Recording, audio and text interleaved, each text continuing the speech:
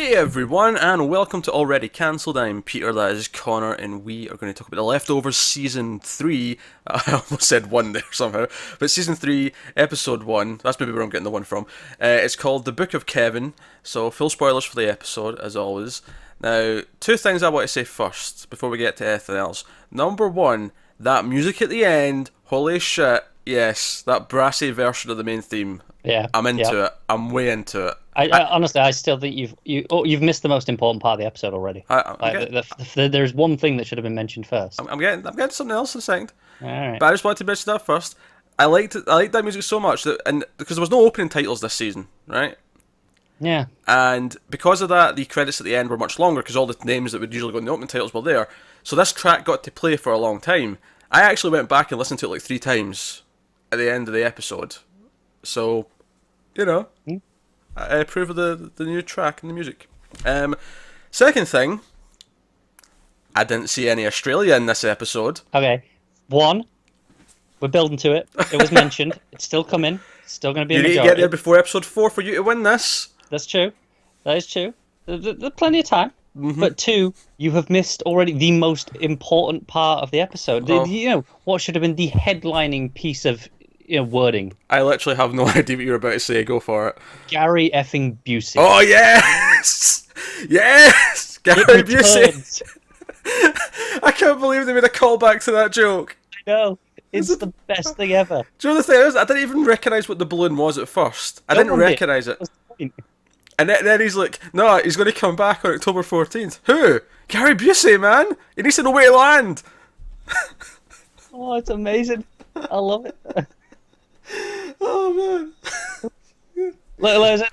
There is no other way to start this discussion. You're right. I was so taken. My victory about Australia so far, and the music at the end overshadowed what should have been an important talking point. I agree. I should have got to Gary Busey. Yeah. So 3 things there is to kick off before we start talking about it properly. So, Joe, I will say actually before we even start talking about the episode, I really have no idea where this season is going after this episode. I don't really know. That's true because I wasn't expecting this episode to be what it was either. Because Me neither. like No. the way season 1 moved to season 2, it was like, okay, there's this very different transition, and Yeah. here obviously there's things that are different, but it's more of a mystery.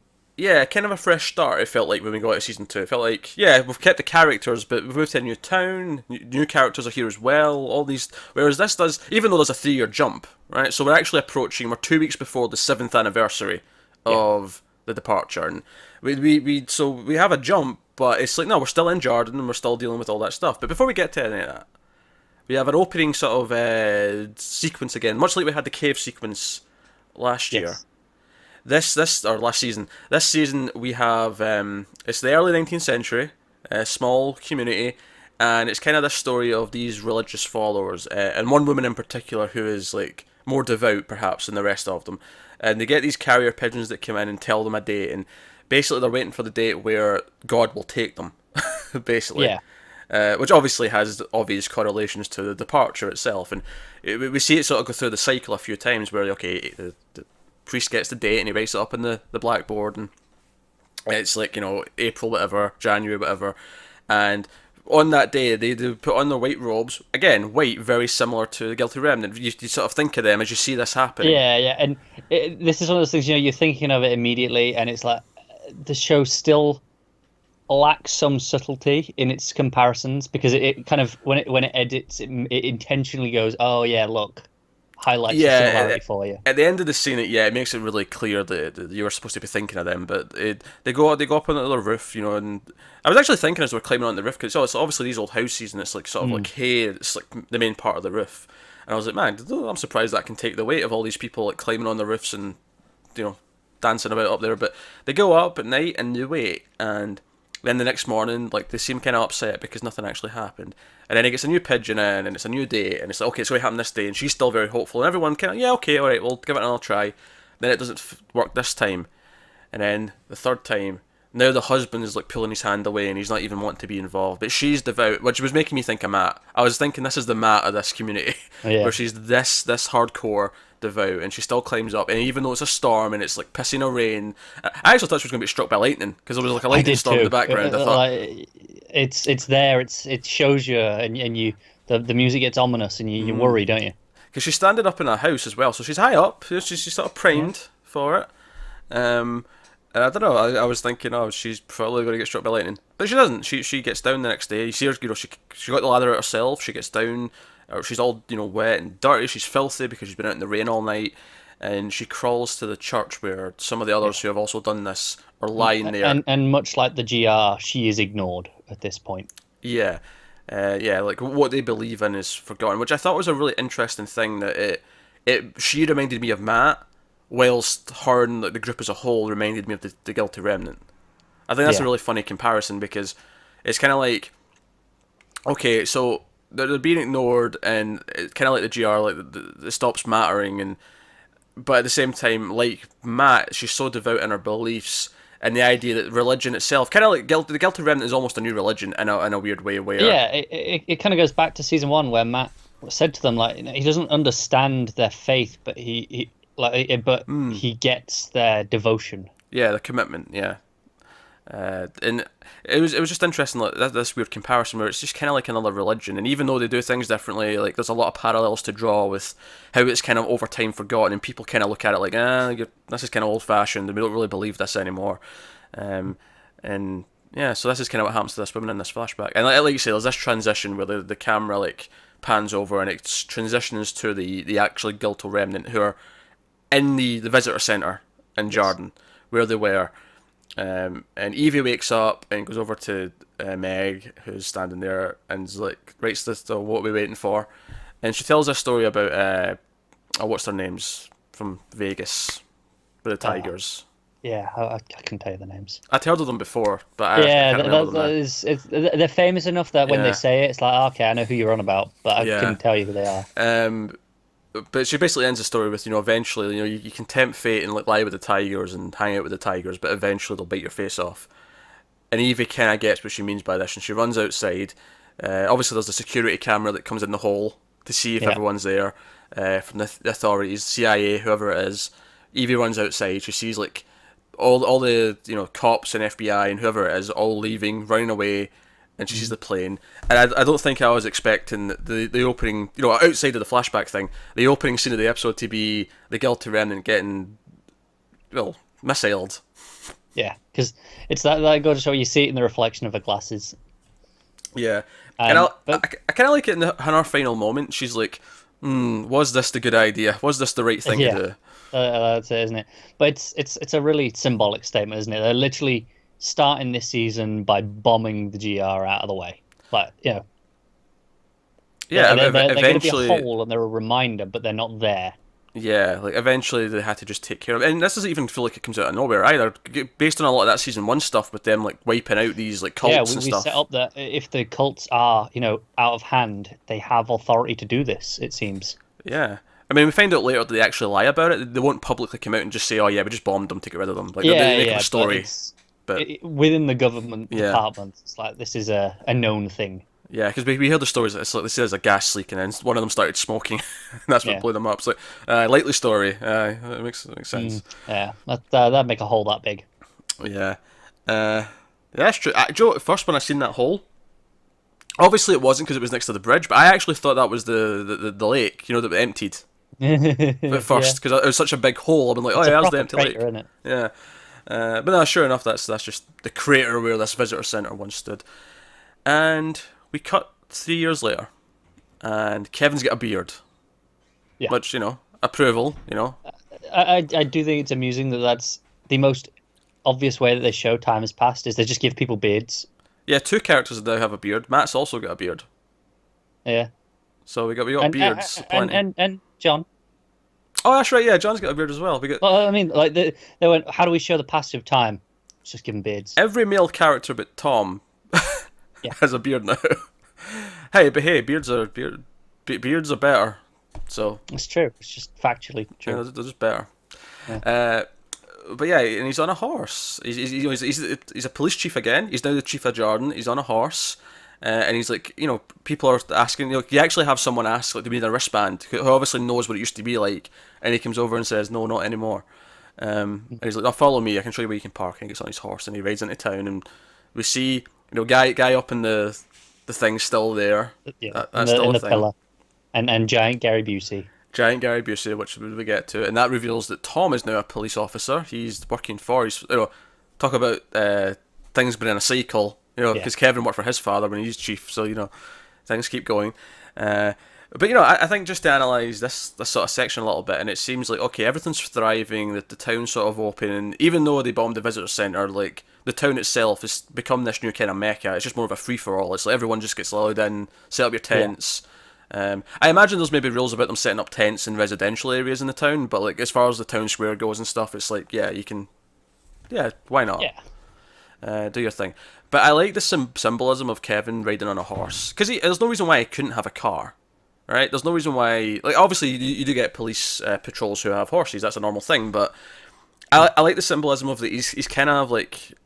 He kind of feels life again. So he's with a living thing because he'd rather... Yeah, no, I get what you're saying. He's more connected to the world. And it's like, back to sort of nature a little bit. And he's got the horse. And it's just, I feel like... And Nora even makes fun of him later on, and you just like riding that horse. Like, you don't have to ride the horse, but you want to. Yeah. He feels like a badass on the horse. So, no, I thought that was interesting. And I think the first half of this episode, I was like, I'm still kind of close as to where it's going. Obviously, there's more questions that we have at the end, but I think the first half of the episode, I was really bamboozled because... He seems okay. Like, Tom seems okay. Everyone seems okay. That's it. It's like, cause obviously that's kind of how we ended the last season. Yeah. Everyone was one big happy family, but I didn't expect it to last. And obviously things haven't lasted. We get hints of things and other things, but for the first, like you say, opening third of this episode, maybe half, it's kind of like, okay, we're seeing where they are, but where's the drama? But yeah, there's a couple of seeds here or there. Like there was one moment when he walks into the church and Matt's got the biggest audience he's ever had. There's people outside and he's got a megaphone so that and he's warning of the anniversary, what might happen. Yeah, nothing might happen or something will happen. If it does happen, it'll happen here because here's a miracle town. My first seed that something might not be right, and I'll pat myself in the back because I ended up being exactly right about this.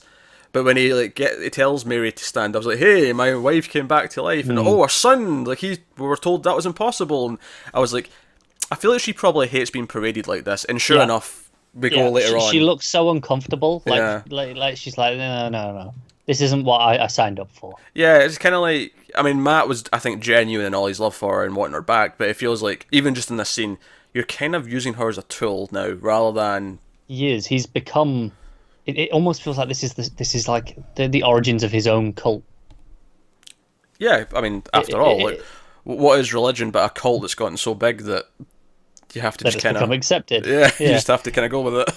Right. But here specifically, the way they go to him, it's his teachings, it's his word they're after, it's his life experiences that it's based on. And I think it's because he believes in the town, and he because everyone who comes to this town wants to believe it's something, so he's there telling them, no, it is something, it is special, and it is all these things, and I think that's a big thing for him.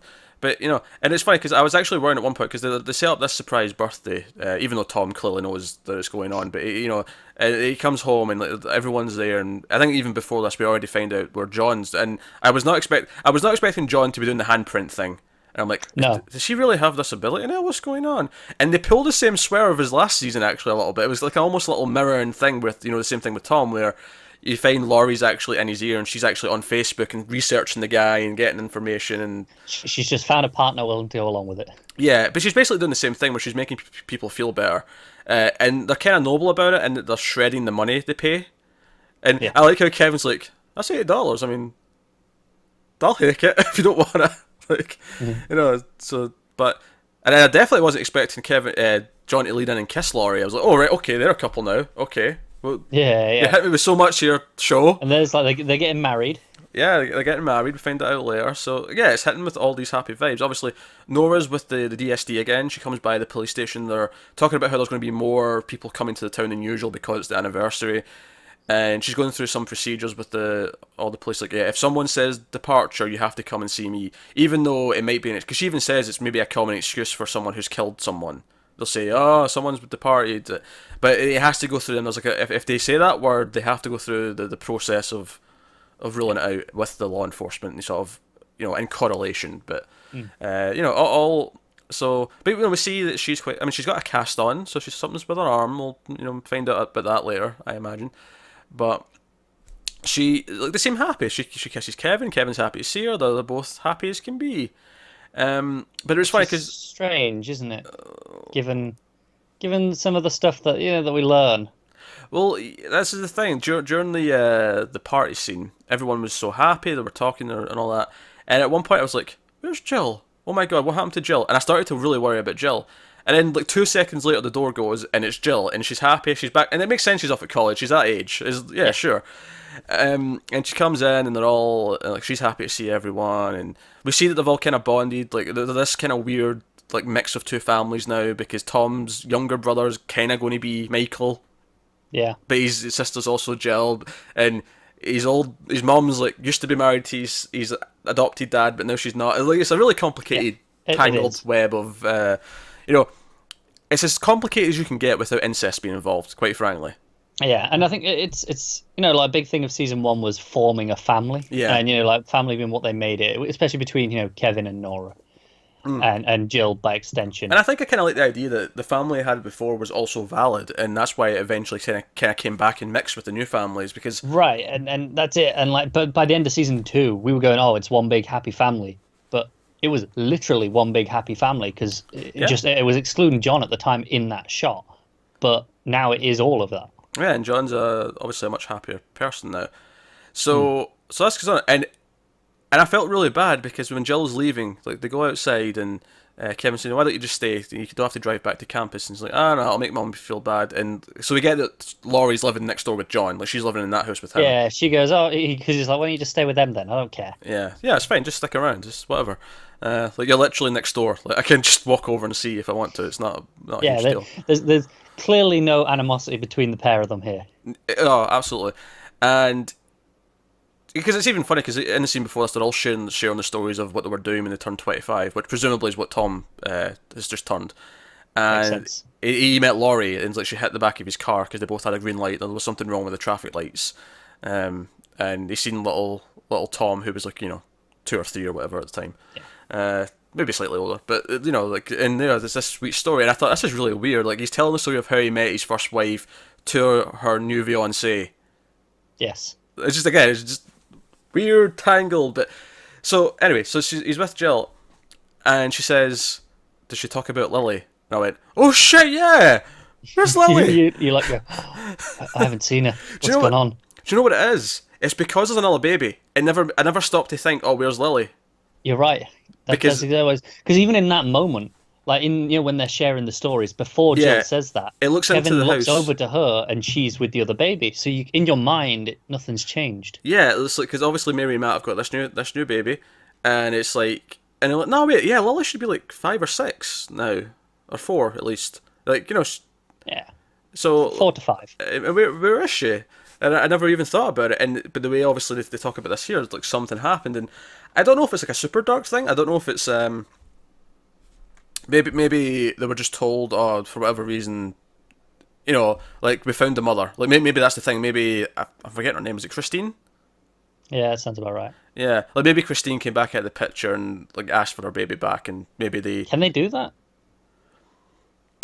I don't know if they legally adopted, right? Oh yeah, I don't know if she has any like power to do that, but what I'm saying is maybe she asked, and then Laura and Kevin, I see. Sat down and emotionally said, okay, you know what, I want her to have a chance. If that's the case, I hope we get an episode showing this. Oh, I think we will. I think the fact that they've brought up that Lily's not there, what happened to Lily? Like, I feel like we're going to have to get that story. Right. And I think that'll be a really interesting decision if it is that they've given her up for some reason. Given that the last episode was Nora fighting so hard for her. Because I feel like she feels too okay right now for it to have been something really bad and dark. That's the thing. It does, doesn't it? Yeah. I'm like, because that's your first thought, isn't it? Immediately when she's like, does she talk about her? And it's like, Yeah. did the baby die? Was It's like, what was there an happened? accident or something? Yeah, like Like, is this whatever happened to her arm? Did it happen at the same time? yeah, I thought that as well. Was she in a car accident and the baby died? But again, if she's still in just a cast from this accident, like that couldn't have been that long ago. That's maybe 8 weeks, and it's like this is too recent. And Kevin seems okay as well. I mean, he has his own other problems going around. We'll still get into those, but Yeah, he seems on the surface okay, not like he's suffering from the loss of a child. yeah, exactly. So clearly, I don't think it's something like that. I think it is maybe more something. That's just the example I thought of. Maybe there's another reasonable, less Yeah. dark explanation, but that was the one that came to my mind. Is that Christine showed up and requested that. Yeah. I don't know.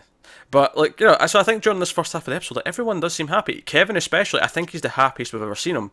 Even start of season 2, he was still kind of had that vacant look in his face a lot of the time. Whereas here, for the first half of this episode, he is genuinely looking like he's smiling, and honestly, my heart kind of sunk when he gets up the next morning and Nora goes out for to ride her bike, and he's just getting ready for work. He's like, oh, I'm going to go out and do stuff, and Even before you get to this, is that moment where when he falls asleep and then he wakes up instantly, and it's that yeah. shot where it's very reminiscent of when he yeah. sleepwalks. Oh yeah, I'm not gonna lie. Like, I was surprised he was still in his own bed. When me he too, woke and up. I'm like, oh no, he's still screwed in the head.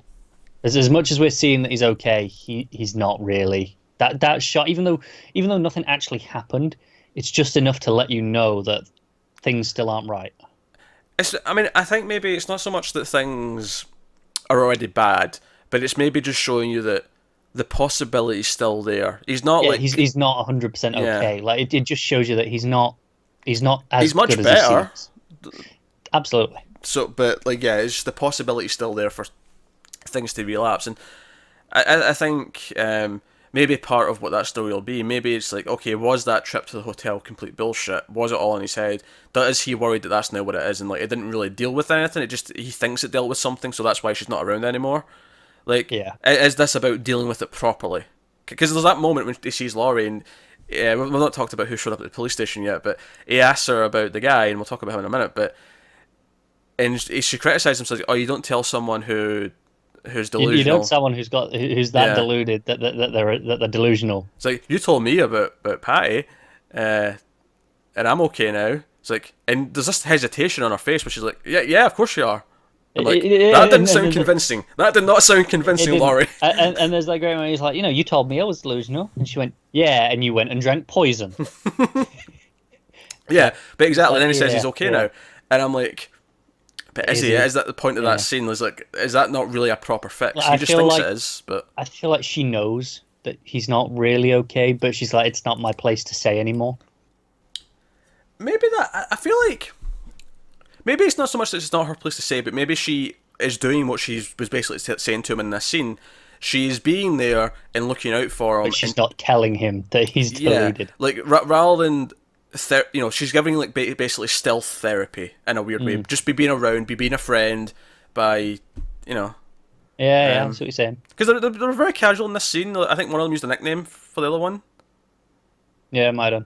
And Let's say it felt very normal, natural, friendly. Yeah, I think she called him Kevers or something like that. It was like a friendly name. Like there's definitely no bad blood between them. Yeah. So let's talk about who showed up at the police station then, because this was the first sign that there's actually maybe some conflict happening, because after Noah leaves the police station, like one of his deputies, he's got a lot of deputies by the way. The police department seems to have ballooned because they've got so many people coming in and out, which makes sense. But he's like, okay, this guy's here to see you. He says he knew you from New York, and I went, oh, someone we've not seen in a while. I'm curious as to who this is. Yeah, I'm racking my brains of like, who's not here already? And then he said you used to go hunting, and I'm like, oh no, not him. Not him. I haven't seen him since season 1. And I laughed out loud because he goes in the room and he did shake hands. In fact, I think they hug. But he's like, yeah, remember me, I'm Dean. And I'm like, I never knew your name in season 1. No, that's it. I think they said it once, because I remember the scene where they said it. It was after they found Gladys. And someone, said it to him, but I never caught it because it was off at the side. But other than that, I never knew it. Yeah, so when he said, "Remember me?" I'm Dean. I'm like, I mean, I remember your face, but like, I never knew your name in Yeah, it's season like, one. I know who you are, but Yeah, good to finally put a name to it. and he's here to see Kevin because he's like, those things we used to hunt, they're taking on a different form, and I'm like, where the hell is he going with this? And he's got this ice box, right? And I was going, okay, he's not talking about the dogs. He's gonna be talking about the Guilty Remnant. Yeah, and he pulls out because I'm thinking, oh, there's like a hand or a head in there, like Yeah, and he talks about how he was at this catering, he was undercover, this senator, and all the like. He's like, okay, so we're at government levels here. and he pulls out a sandwich. Yes, peanut butter sandwich. Yeah, it's in a bag, which is in an ice box to keep apparently to keep the DNA intact, the saliva. Because this senator took a bite of the sandwich, and he explains that he believes that the things that used to be dogs, or the dogs themselves that are now like sentient evil creatures, whatever way you want to interpret that part of it, up to you. They have now become human form, and they are infiltrating the government at the highest order, so that on the next anniversary, in a couple of weeks' time, October 14th, they're going to push the button and enact Armageddon. This is just batshit crazy, right? It is complete batshit crazy, and I love how they handle this, because the music's sort of like building up and building up as he's saying it, and then it just cuts, like it just goes quiet as Kevin goes, "This is completely goddamn ridiculous. What are you talking about?" Like, and like it shows to me again, it was like another sign to me that Kevin's in a better place. He's not like he's not even considering this. He's like piss off. He handles it in a much better way. Even when he like the guys who had the big Gary Busey balloon, it's like, no, I'm not going to like get into a fight, but look at this. I'll let you keep the balloon. But you give me a call if you see anything that's possibly dangerous or whatever. And he explains to Tom, make them feel important. So it feels like he's much more diplomatic now than he used to be. He doesn't flow off the yeah, because he was very blunt before. Yeah, he doesn't fly off the handle the same way. It feels like he's got a bit more people skills, So it's all these things, and he basically just says like, where are you staying? I'll come see you. And that's why he goes to Laurie to ask if she'll talk to him, which was I think the right move. Clearly, he sort of maybe underestimated just how batshit he was at this point. Yeah, because we'll get to that in a little bit. So anyway, Kevin wakes up the next day. Yes. We actually never we're finally back to this. Yeah, we never actually got to the thing he does. Well, he gets some clothes out, but he also pulls out some other stuff. He pulls out a bag and some duct tape. Yep. And I went, well, where's he going with this? And he puts a bit of tape on his knees, and then he puts the bag over his head and starts wrapping the tape. And I'm like, Kevin, no. Because he's been so happy all episode. I'm like, no, Kevin, what's wrong with you? Stop it. Like, why are you like this? And the whole thing, where the guy that Laurie and John were dealing with, his thing was that his dad committed suicide on his birthday. And it was this idea that, he seemed happy, but then on that day of all things, and it's like, it's almost like when this scene starts up, you're like, oh, was that foreshadowing? Yeah, it's a nice bit of correlation between those two scenes. And he basically just, he breathes until he's kind of out of air, and it's like he gets very close to dying, and then it just cuts to him walking out the house, and he's completely normal, and it's like, oh boy, and it makes me wonder, like, because so much of the show, because even Nora, remember season 1 Nora with the gun and the vest? Yeah. It reminded me a lot of that. It's like, he needs to do this, he needs to get close to death to remind himself what life is. That's certainly what I was thinking in the moment, yeah. And it does make me wonder, like, a lot of this show is dealing with loss, and obviously that's a big part of it, I'm not saying it's not, but I wonder how much of it is also about suicide. Now that I'm really thinking about it, and like dealing with grief to the point of this amount, and it's something that keeps coming back. It is, and obviously, I think this is an interesting side. I don't think I can fully discuss my thoughts on this scene until we get to some of the later stuff. That's fine. We'll come back to it, but it was just really fascinating stuff, because obviously season 2 he dived into a lake with cinder block. It's been a big recurring theme. It's almost like the other side of him kept it to himself and kept trying to do it, but now that they've kind of merged together, because he's at least partially fixed. Yeah. Now he's doing it. Yeah. And it makes me wonder, like, we had that transition where he goes to sleep, and it's very reminiscent of when, other Kevin would come out to play in earlier seasons, and it makes me wonder, like, does he still come out in the dreams? Or is it an indication that when he wakes up, he is the other Kevin? Or, where are we playing with those ideas? Like, is there stuff happening when he's asleep kind of thing? I don't know. But he gets a call. He gets a call from Tom, who's down at the lake, which I think Matt mentioned in the earlier scene. That's the Lord filled it up with water again, so the lake's back to what it was, and they're going to do baptisms down there. Him and Michael's like his second in command, and all the rest of it. So they're down there to do baptisms. But Tom notice they're all in the white. They're all in white. Do you know, at first I actually thought some of them were Guilty Remnant just because they were all in white, but I was like, it's just their Baptist gowns, whatever. But it was again, it's this nice symmetry to the openings. Especially when there's this other kind, not quite cult, more of a protest group. Yeah. But they're all wearing red with Evie's face on. But I'm going to refer to them from now on as the red shirts. So if they don't start being killed randomly, I will be disappointed. Celebrate your roots to Star Trek. Thank you very much. But I guess this call that this group, these red shirts, have polluted the lake. They're there to protest in the polluted lake. So Kevin comes down, and the churchgoers who wanted baptized are all getting rowdy. The protest groups getting rowdy. The police are kind of holding them back. Some of them's getting arrested, and we see all this. And again, it was the religious ones. They're the ones that threw the rocks first. They're the ones that start it. And again, who else do we know that throws rocks? Exactly. Yeah. So you see this, and the reason why the red group are there actually, it's obviously worth mentioning. They don't believe the bullshit story about how the Guilty Remnant got killed. They think this was what it was. They think it's a missile. They think they were killed sort of illegally, and they are trying to protest this and say this is all a sham. This is what it is, and it's hard not to. I mean, we know they're right, so it's hard to argue with them too much on this. But Kevin sort of zones out as all this is happening, and he just kind of walks up to this high point. And you're like, where's he going? What's he doing? And part of me thought he was going to get up there and maybe just start shouting, because he was up on a higher point. But obviously all the sound fades out. Yeah. And this is just after we'd seen that suicide attempt as in the bedroom. So I'm like, right, what's going on in his head? I'm concerned for him. Yeah, and he jumps in the water. He doesn't take anything off. He's just full uniform. He just dives in. By the way, I love the small town casual feel that he's wearing jeans with his police outfit.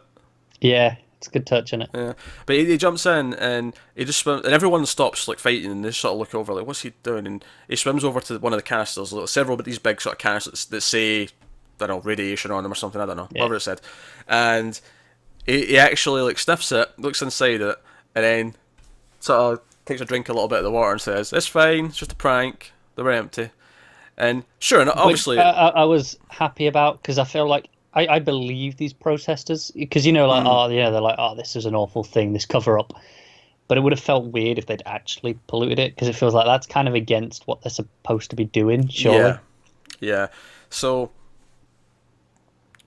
he's still standing in there with the water, and Michael comes in, and he's got his big I don't even know what you call these, the big sort of slacks. The big waterproof things. Yeah. And he comes in and he's like, "Oh, I'm going to baptize you." And Kevin's like, "What?" And he's like, "Do you accept Jesus as your Lord and Savior?" And he's like, "Just trust me, just go with it." Let's go with it. Yeah. And he's like, "Yeah, sure." And he ducks his head under the water, and of course we get a nice quick cutaway to him waking up in the bath in the hotel. Yeah. And playing with the similar imagery and the similar ideas and birth and rebirth, because that's even what he says. You go down and the way Jesus died, and then you come back up in the image of his resurrection, like that. Yeah. The whole thing. Well, that's the whole point of baptism. You are born again into the church. Yeah. But I do know that, but at the same time, you actually have been taught about this, so you have a much more clear understanding of it than I do. I know the gist of it, but I couldn't tell you exactly what everything that's going on. But he gets out, and as he's just sort of walking out, he sort of whispers, he's like, "That didn't count." It's like, okay. I think it's one of the few times I actually got an audible laugh out of me in this episode. Yeah. When he because it comes out of nowhere when he just says that. Honestly, there was a few audible laughs from me in this one. Gary Busey, when they said Gary Busey. Yeah, Gary. Of course, when Gary audible Busey, laugh. that was a big one. Audible laugh at this. I think I gave an audible laugh when Baldy got to the crux of his story about the sandwich. Okay. There was a moment where I just started laughing out loud because it was so silly. Of it, yeah.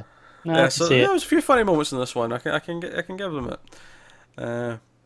But aye, so it cuts to Tom's driving him home in the police car, and he cracks a joke about putting the air on to let him dry off. But Tom's sensing things as well. Tom's not like, why did you jump in that water? How did you know it was safe? And he's like, I just knew. And he's like, that's bullshit. Like he senses, like he was willing to jump in because he doesn't really care if he dies. Like so he took that risk. He's like, no, he drank that water, going, well, if it's poisoned, then he took that risk knowingly. Yeah, so Tom's not blind to what's going on here. Is he? Yeah. It's nice to see Tom's kind of developed as well. He's in a much better place. It's almost like throughout the show we see some of them be healed and get better, but it's like Kevin's the toughest one to heal. He's taken the longest. It's like along the way, Jill kind of got healed first. Now Tom, Laurie was kind of in between. She was sort of mostly healed after season 1, but not quite. She still obviously had some pent up emotions. But it's the idea that he's the one taking the longest. He's the toughest to crack. I mean, saying that, I think that's why I'm kind of glad Jill's out of the picture. Not that I don't like Jill, but I feel like her story was done.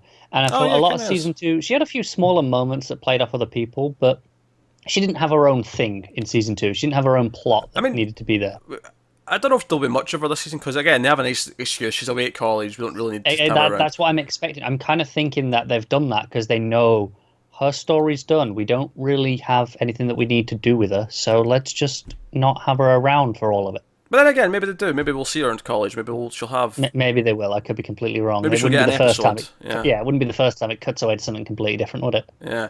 Or maybe she'll be more important later in the season when stuff starts going down. She comes back because her dad's going nuts or whatever. Like, I can see it's like, no. But again, it feels like anything that it does do will be for her. If it's something like, for me, I think it'll be in relation to Kevin rather than her own story again. Probably. And, maybe there's something in here that it's growing up the age. Like, she was the youngest, so she got cured first. She was the easiest to fix because she'd had less guilt and stuff to, like, wash away and that kind of idea.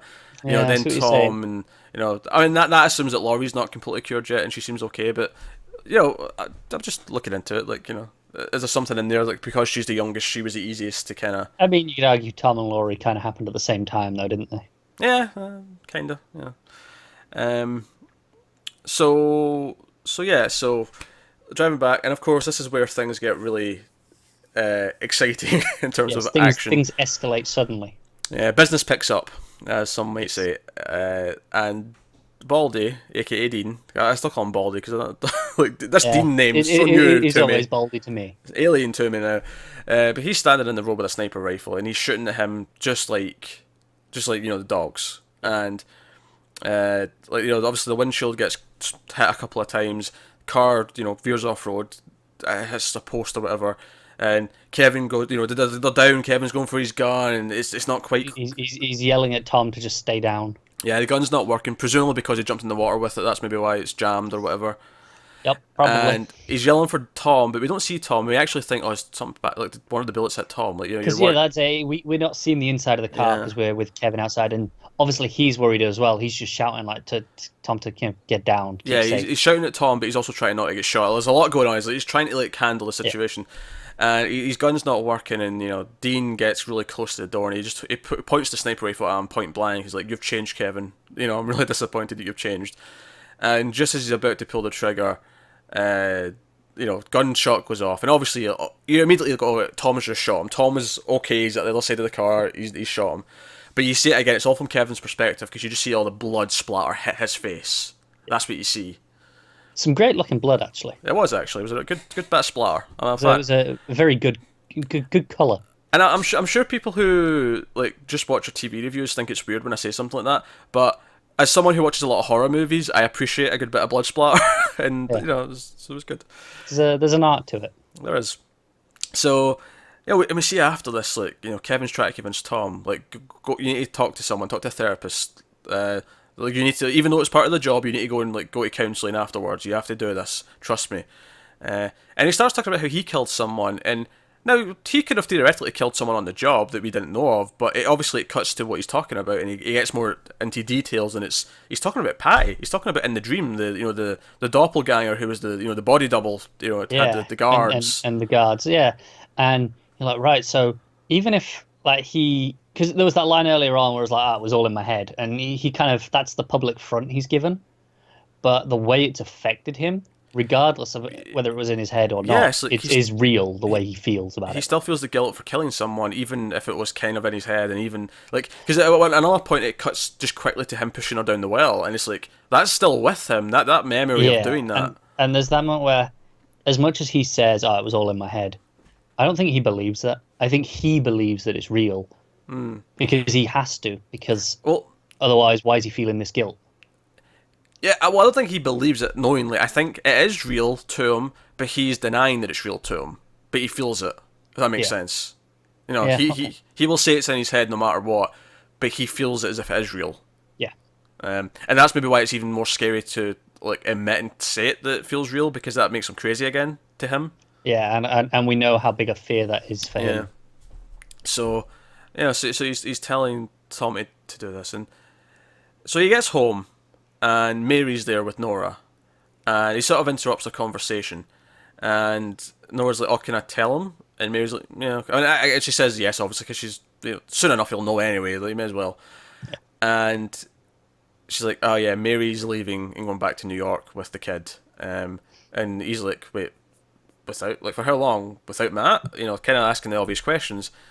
And she's like, "Yeah." And obviously, we seen the scene earlier in the church, and we could kind of see the hints of it there.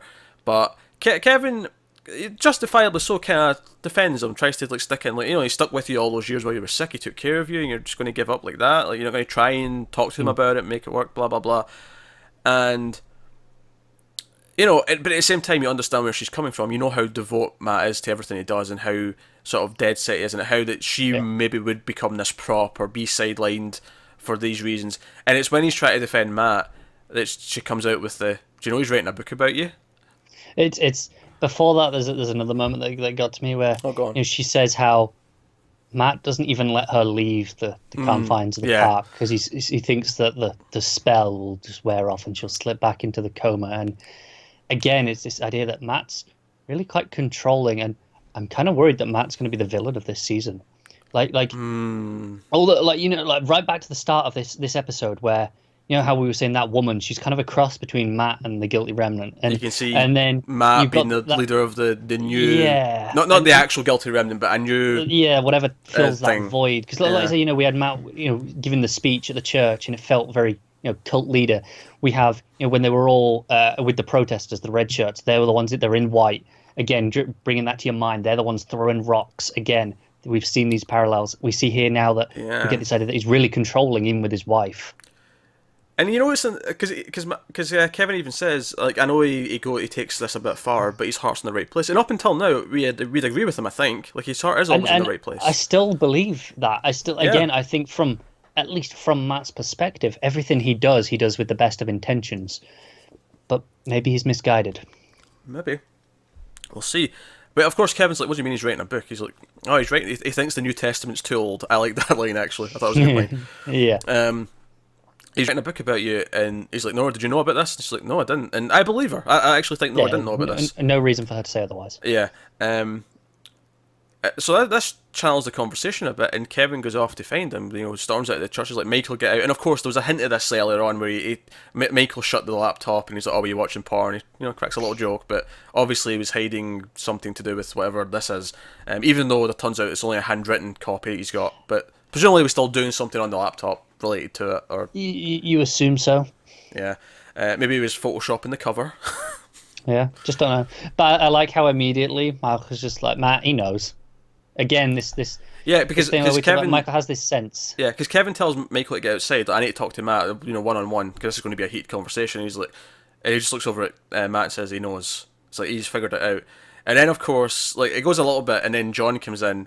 And John's got like Chinese food or something in his hands. He's like, "Yeah, I brought some food for everyone." And it's like, "What's that?" And by the way, I love John being so happy. It's weird, but it's different. It is. It's so strange. I feel the same way how I did when Jill was happy. And I don't like it because this isn't what I'm used to. This is strange. We're so used to the broken people, and I think it's actually kind of telling that if John can get kind of fixed, anyone can. Yeah, because he was. Yeah. We thought, at the start of that season, we thought he's the villain. Now, admittedly, obviously Patty is someone who, and Meg even, is someone who didn't get fixed. Which, by the way, I guess we've seen the last of Liv Tyler, unless we get, Ghost Liv talking to people. Like, I guess that's the end of her. Yeah, yeah. Yeah. But John comes in, and so this is when it really gets to the crux. He's writing a new gospel about Kevin. The Book of Kevin, which is the name of the episode, and he's like, why are you doing? Obviously, he's angry. He's like, I don't want my life's details to be out. And it's like, you're writing about everything. It's like, oh, you told him about the hotel. Like, he's writing about all this stuff, and then it's like, even John seems to have known about this, and he seems okay with it. And he's like, why? And then they all one by one. It's like, oh, I shot you in the chest, and you came back. I gave, you drank the poison from the grandfather. I saw you get up out of the grave. You tried to drown yourself in the lake with a cinder block. And it's like, and like Kevin's like, I'm not indestructible. I can die. Like he's trying to, and he's like, yeah, of course you can, but not here. Right, and this is where I go back to that earlier scene of him suffocating himself, and I think he knows this, and he's just testing himself, going, I must be able to. He's haunted by being dead, and he's that experience in the hotel, and he feels like he has come back too much already, and he shouldn't be here, and he's like, why can't I die? Oh, you think he thinks he should go back? You think he should? I think in some regards, yeah. I don't see that being it. I don't think the ending's going to be that he... Because I think ultimately that his story, at least the way I would predict it right now, would be that he would learn that he doesn't want to die and he wants to be around. I think that's the point, but I think that's how he feels right now. Sure. I mean, I kind of like my reading on it just on its own, but it is interesting when you add this into it, where it's like, oh, is he actually like... And again, it's like, when he went and drank that water, it's like, does he know that he's fine? Like, is he like, no, I can't die here? He's like, yeah, but that's cruel though. If it is actually poisoned and he's dooming everyone else to it. Well, no, but the idea that if he drank it and then he was like, if he dies, because he still does die and then comes back, doesn't he? Oh, I don't know. I don't know if I agree with that one. That one's a bit too specific. I like the idea that it's not so much that he's testing it; it's that he's doing it for the reasons we said, where he's like, he's like wanting to feel alive, so he's getting close to death, kind of like Nora did in the first season and so on. But what he doesn't necessarily realise is that he is actually killing himself and coming back, and he doesn't know he's doing that though. And I remember when we talked about that last episode, when he was shot, and we were like, oh, so it was just ultimately a near-death experience. Yeah, so I wonder, he doesn't know that he's actually dying and coming back. He doesn't know he's going too far, and I wonder if this conversation of saying, oh, you can't die here, is that triggering? Wait a minute, is there actually something to this? And that's why he's so... Again, it's like, why do you fight against the accusation so much? Is because deep down you feel there's a truth to it, even if it's not the exact truth they're saying. It's right. Why does someone who is gay but doesn't want to be gay will be the most homophobic person? And to go back into just examples from this show, it goes back to last season with the Patty body double saying how. The people who argue, they're the ones who actually agree. That conversation, that was, again, it's really relevant because that's the idea that at the time we thought it was, to do with Kevin and GR and Patty, but now it's got this extra meaning here. Yeah. I think that message is so... that can be applied to so many ideas. Yeah. But obviously that was only a few episodes ago, so it still carries through really nicely. Unless you were watching this as it aired, and in which case it was 2 years ago. Sure, but it's making a point of reminding you of in that hotel. Multiple points. It's no, everything in there really matters to Kevin. Everything that they was talking about. I don't think when we got that hotel episode, I mean, I loved that episode, but I don't think I really thought it was going to have... be brought up so much. I thought it would have impact, but I didn't think it would be brought up. I didn't think we'd get a scene where Kevin has told Michael about it, and then in this scene here, he's like, "Oh, you told him about the hotel?" And it's like, Matt's writing about this hotel. It's just become knowledge. I thought it would be something that would be personal, and it wouldn't come up in that way. Yeah, kind of thing. Whereas, so obviously here he's pissed. He demands the book. He demands to see it, and he's like, "I'm not Jesus." God damn it! And he's like, "No, of course you're not." But the beer does a good look on you. Yeah. I was like, Matt, that was a bad... Nah, which obviously sets him off. This is where Kevin finally loses his temper. And he goes for Matt. And it's all going down here. And but Michael brings out the book, and this it's leather sort of bound, and he's been writing it. And this is the only copy. I'm trusting you, Kevin. And I'm like, Matt, this is a bad idea. He's just going to go outside and burn it. He says it's really up to date. The only thing he hasn't done yet is added in his baptism. And you can almost tell that's just goading Kevin. It's like, don't you dare Yeah, put that in and there. I thought that was another touch because obviously that's a big moment in the New Testament is John the Baptist, all that stuff there. The baptism is a big part of those early stories. So again, it's like the idea that that was a crux point, and that would have been the next crux point for this book here of Kevin. Yeah, so he takes the book again, all very tense. Everyone's kind of sort of standing out there awkwardly as Kevin leaves, and he goes outside, and obviously because there's so many people around, there's a barbecue, just naturally sitting there, and he picks off the grate, and he's ready to throw it in, but he hesitates, like he stops, Yeah, and that's where we leave him in this episode. Actually, we then transition via some birds to another location. What looks like the similar, sort of modern version, sort of built of it, but the church from the flashback with the little sort of pigeon holes and stuff. And they'll see this older woman. there was a moment before you see her. You just see someone riding the bike. Yeah, And that's at true. first, I was like, is this Nora? Like, is because obviously, the last we saw of Nora was her riding off on the bike. I presume though, when you saw the grey hair, you maybe second guessed that. Obviously, yeah. Then it gets closer, and you go, okay, not that. But then there's still that link that it makes you think of her. And it. Yeah, so to take the birds out, the things, and puts in the baskets, and just throws the message in the trash. Like, just who cares about the pigeon message? Like, puts it in the back of the bike, rides to another location with this nun or whoever's there, and it's like, okay, I brought all the birds, and the whole time it's hiding the person's face. There's the person who was on the bike. It's hiding the face, and obviously I'm like, okay, who could this be? Who is this? They're intentionally hiding the face. And so, my mind's kind of like, okay, who else from season 1 have we not seen in a while? Like, is there someone else this could be that will mean something to us?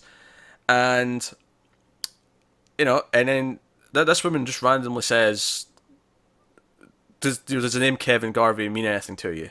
I don't think she says Garvey. I think she just means Just Kevin. Well, yeah. She says, does the name Kevin mean anything to you?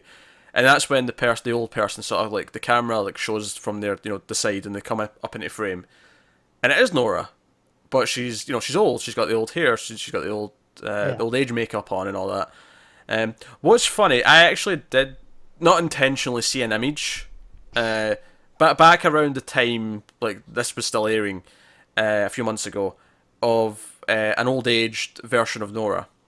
Right. Now, I didn't know it was going to be like I thought. Okay, maybe that's just like in the last episode. Maybe like there's like a epilogue type scene where we see everyone sort of years later, kind of thing.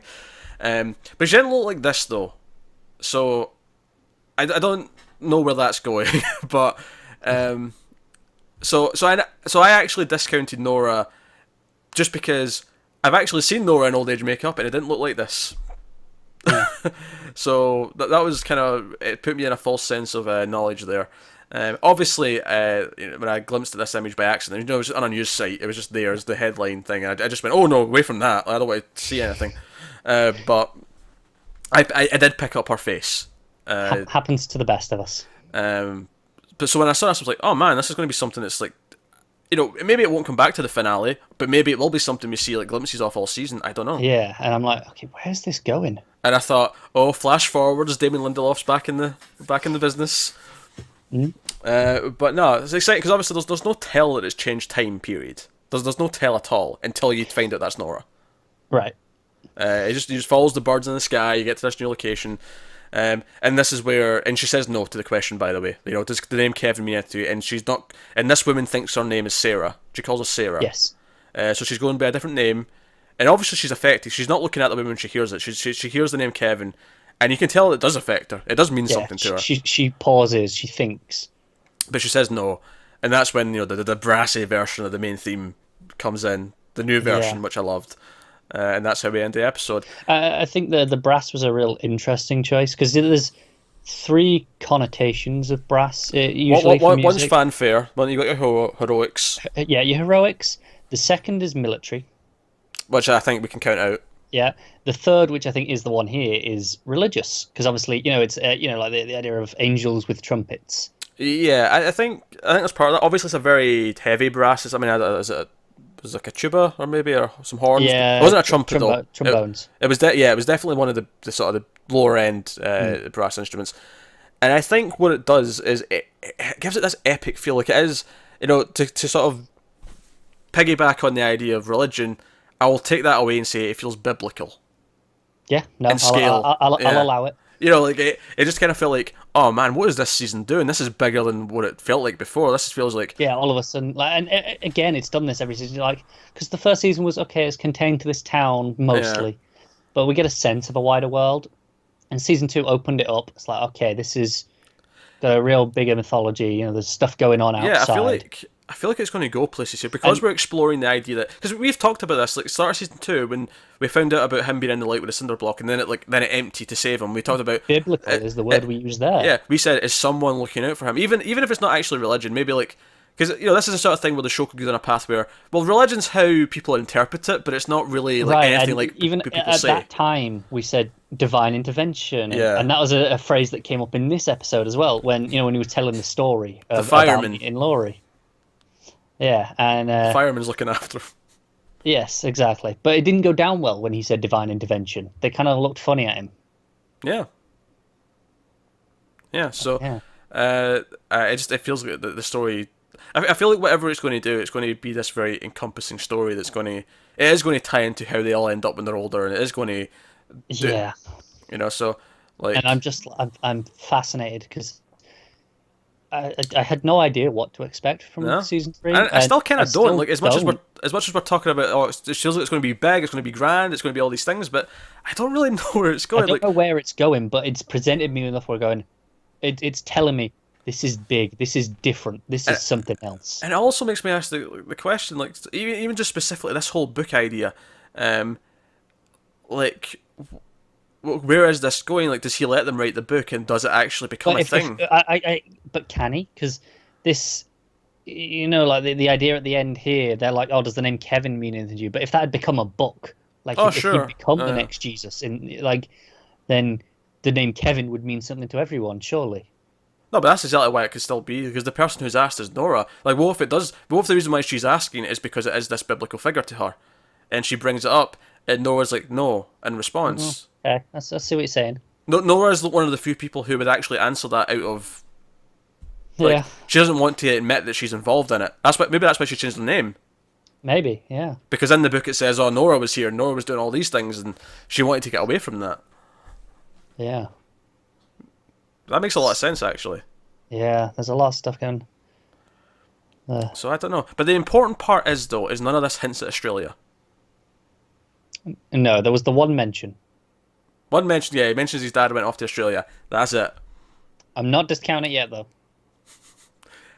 Has to be at least 4 episodes. Look. All I'm saying is, this church, that and this town that we're getting. There's nothing to say this isn't Australia.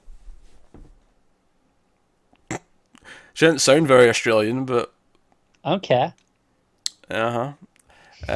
Honestly, the flashback did feel like it was in America, but it whatever. Yeah. Speaking of sounding and accents, I did like the touch that Kevin's kind of picked up a little twang. I noticed that a couple of times as well. Yeah, especially early on when he was being friendly to the outsiders, especially, he was kind of like getting into just this little little southern. He slips back into his regular voice. When he's around his family, when he's who he actually is.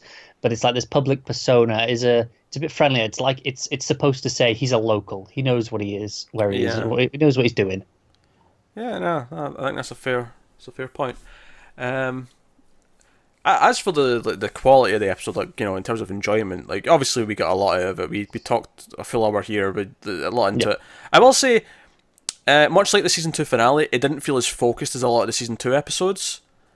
Right, but it's the opposite approach of the opening of season 2, where we focused on one thing, and then we did 3 episodes essentially just to get to one point. Yeah. Whereas here, they haven't got quite as many episodes. They haven't got maybe that luxury, so they're like, right, we're going to set everything up, then we can focus in. Yeah, no, maybe.